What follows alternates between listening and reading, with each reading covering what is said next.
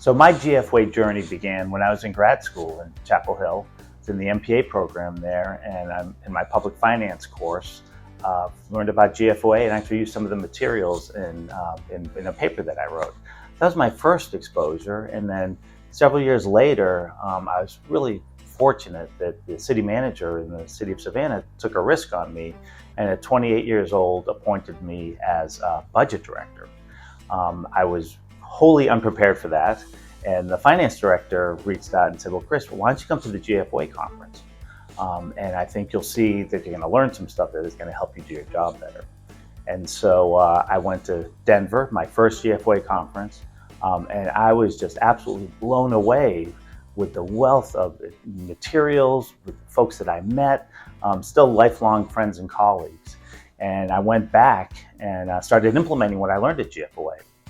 From there, I was appointed to the Budget Standing Committee, where we worked on best practices, again, continued to learn and grow, connect. I did some training for GFOA on revenue projections, and then real meaningful thing for me, I had this opportunity to work in South Africa for the Minister of Finance there, as they were trying to implement a local government finance system in the newly post-apartheid South Africa.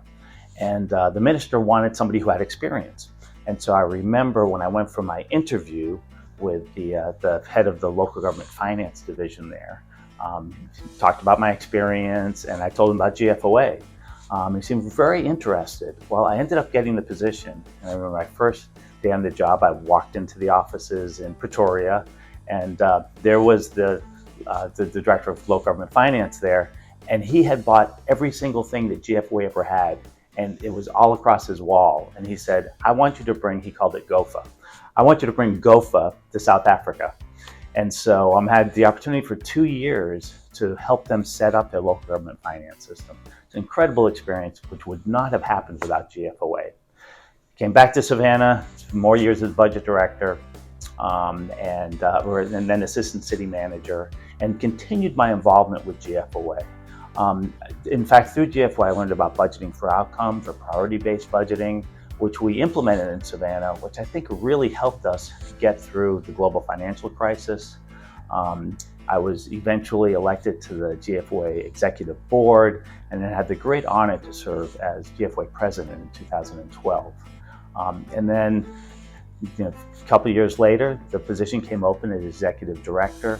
And because GFOA had been such an important part of my career, my professional career, I had so many friends and colleagues, I put in my name, and I was fortunate to be chosen for executive director, CEO.